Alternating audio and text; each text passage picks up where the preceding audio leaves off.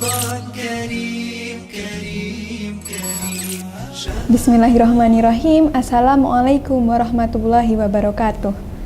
Innal hamdalillah nahmaduhu wa nasta'inuhu wa nastaghfiruh wa na'udzu billahi min sururi anfusina wa min sayyiati a'malina. May yahdihillahu fala mudhillalah wa may yudlilhu fala hadiyalah. Asyhadu an la ilaha illallah wa asyhadu anna Muhammadan abduhu wa rasuluh.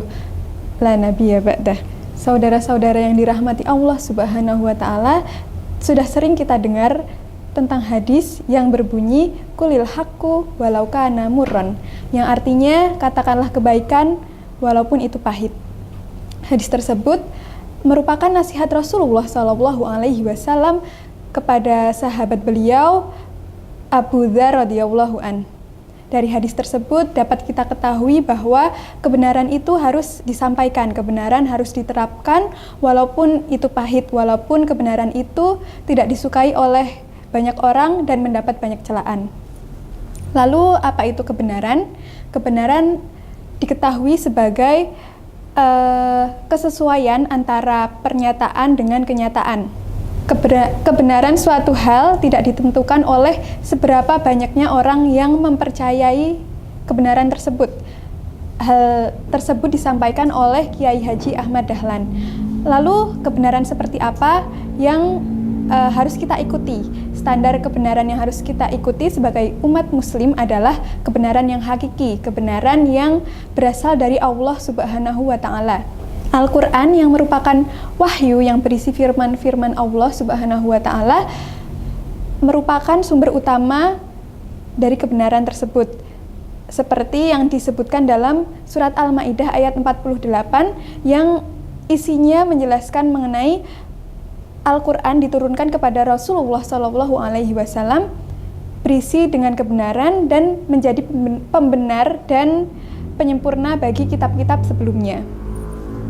Lalu kemudian as-sunnah digunakan sebagai penjelas agar lebih bisa dipahami oleh pemahaman manusia yang terbatas, sehingga manusia dapat memahami apa yang disampaikan Al-Quran dengan seksama.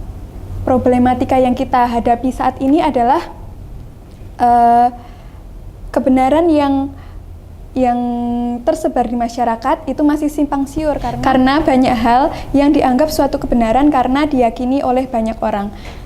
Sehingga kita sebagai muslim harus berpegang teguh terhadap Al-Quran dan As-Sunnah untuk menentukan mana yang benar dan mana yang tidak benar.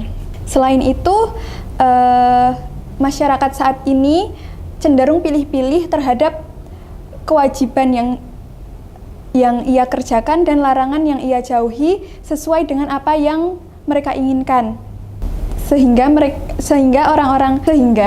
masyarakat kebanyakan akan mengikuti dan mengamalkan dalil-dalil yang mereka sukai dan meninggalkan serta mengabaikan dalil-dalil yang mereka tidak sukai.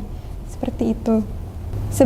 Sebagai contoh, beberapa hal akan diakui haram dan hal haram lainnya tetap dijalankan, seperti hampir seluruh masyarakat Indonesia mengakui bahwa daging babi dan khamr adalah haram bila dikonsumsi, dan hal tersebut jelas terdapat dalam Al-Quran surat Al-Baqarah ayat 173 yang menyebutkan bahwa daging babi itu haram, dan Al-Baqarah ayat 219 yang menyebutkan bahwa khamr itu haram.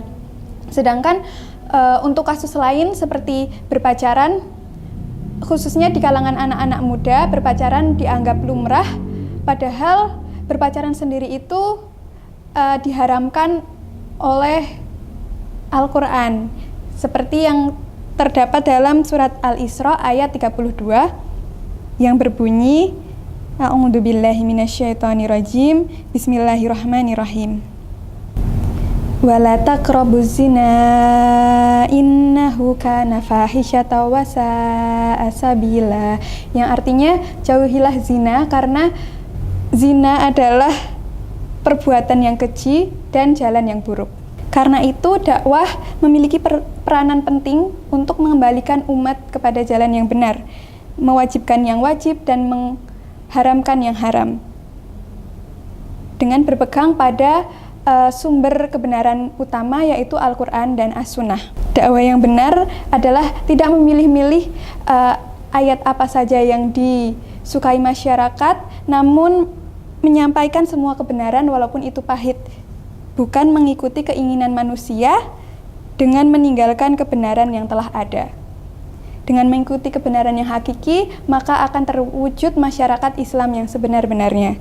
Sekian yang dapat saya sampaikan. Semoga kita semua istiqomah dalam jalan kebenaran. Jika ada yang baik itu berasal dari Allah Subhanahu wa Ta'ala, dan jika ada yang buruk itu berasal dari saya pribadi. Al-birru manit taqwa. Wassalamualaikum warahmatullahi wabarakatuh.